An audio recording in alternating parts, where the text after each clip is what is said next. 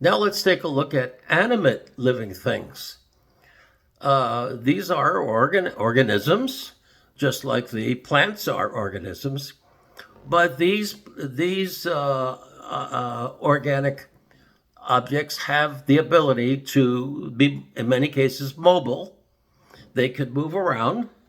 They have a method of doing that. They either fly or they crawl or they climb, but they can move around, and they are sensitive. They have senses that they are sensitive to the environment and react as such. So they're a higher level of organism. And then we look at let's just take I don't know, a dog. It's a higher level of organism than a plant or a tree. He responds to an environment. You can see, and I know dogs pretty well, he has emotions.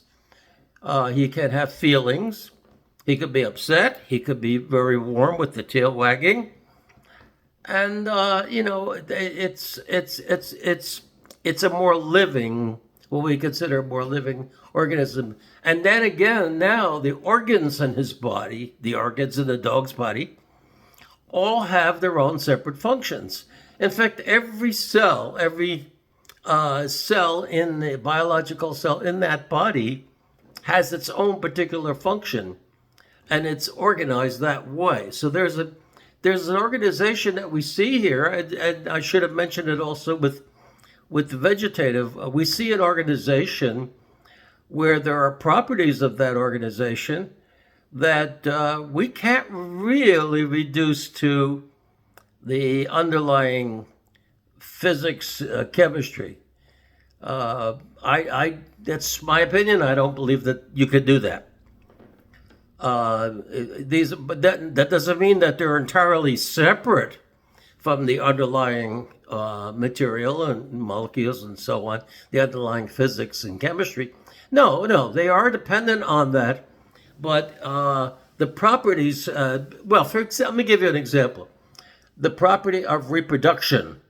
This occurs in basically all living things are able to somehow survive by reproducing themselves.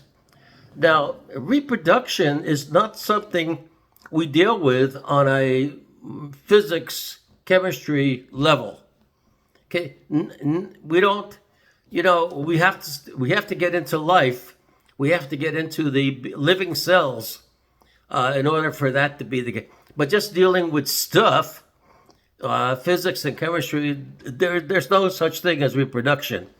That starts happening as we climb a little higher up the chain in life.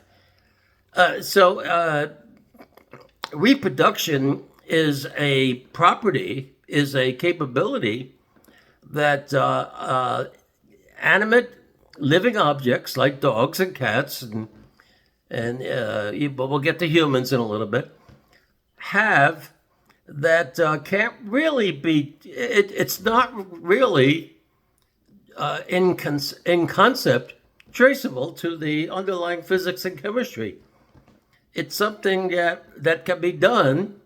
Now, there are many other characteristics like the reproduction that are only true of the organism. They're not true of the underlying physics and chemistry. That's the best I can do with that.